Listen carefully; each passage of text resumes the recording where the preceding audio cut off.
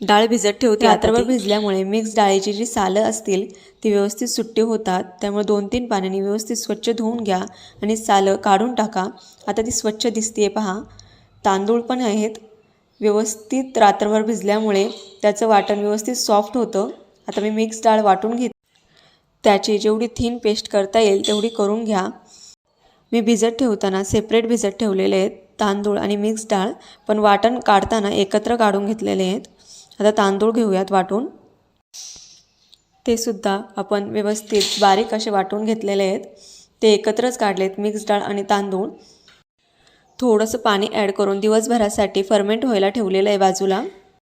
आता आपण बटाट्याची भाजी बनवायला घेऊयात। त्यासाठी मी लसूण, मिरची, ओवा, जिरे आणि धना याचं सगळ्याचं वाटण काढून घेते आहे। वाटण असं रखरखीतच ठेवा म्हणजे चव व्यवस्थित लागते। तुम्ही त्याच्यामध्ये कोथिंबीरीच्या काड्यासुद्धा ॲड करू शकता। आता मी भाजी बनवायला घेते आहे। कढईमध्ये तेल टाकून घेतलं आहे, जिरी मोहरीची फोडणी दिली आहे, कढीपत्ता टाकला आहे, त्याच्यामध्ये कांदा ॲड करून व्यवस्थित असा लालसर होईपर्यंत फ्राय करून घेतलेला आहे। त्याच्यामध्ये वाटण ॲड करून व्यवस्थित फ्राय करून घेतलेलं आहे।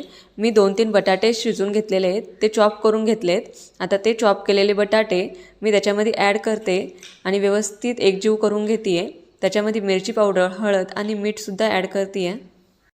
ते सगळं मिक्सचर एकजीव करून घेते आहे। मी बटाटेसुद्धा 3-4 शिट्ट्यांवर शिजवून घेतले आहेत, एकदम सॉफ्ट होतील असे शिजवून घेतलेले आहेत। आपली आप्प्यांच्या स्टफिंगसाठी बटाट्याची भाजी तयार आहे। ती मी ताटात काढून घेते आणि त्याचे छोटे छोटे गोळे तयार करून घेते। तुम्हाला जर माझ्या रेसिपीज आवडत असतील तर नक्की माझ्या चॅनलला सबस्क्राईब करा आणि कमेंट्समध्ये सांगा कशा झाल्या आहेत त्या। माझे सगळे गोळे ऑलमोस्ट झालेले आहेत। आता मी ते बाजूला ठेवते आहे। आता आपण दिवसभर फर्मेंट करायला ठेवलेलं पीठ घेऊयात। ते व्यवस्थित फर्मेंट झालेलं आहे।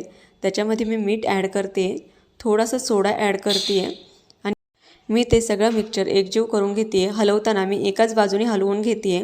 आता सगळं मिक्सचर एकजीव झालेलं आहे। आपल्याला बबल्सवर दिसतात आहेत मिक्सचरमध्ये, याचा अर्थ व्यवस्थित फर्मेंटेशन झालेलं आहे आपल्या मिक्सचरचं। आता आपण आप्पे पात्र घेऊयात, त्याच्यामध्ये तेल ॲड करून घेऊयात। सर्व पात्रांमध्ये व्यवस्थित तेल ॲड करून झाल्यानंतर आपण त्याच्यामध्ये फर्मेंट झालेलं मिक्सचर एक बाउलमध्ये थोडं थोडं ॲड करूयात। पूर्ण बाउल्स भरू नका, पूर्ण कप्स आहेत ते आप्पे पात्राचे ते पूर्ण भरू नका। मी हाफच भरलेले आहेत।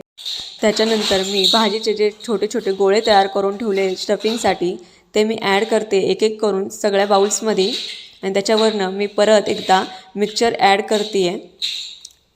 पूर्ण व्यवस्थित असं ती भाजी झाकली जाईल असं मिक्सचरवरून ॲड करा। खूप मस्त लागतात हे आप्पे, लहान मुलांचे तर फेवरेट असतात। तुम्ही नक्की ट्राय करा घरी जर लहान मुलं असतील तर। ऑइल बऱ्यापैकी ॲड केल्यामुळं ते व्यवस्थित पलटी होतात लगेच।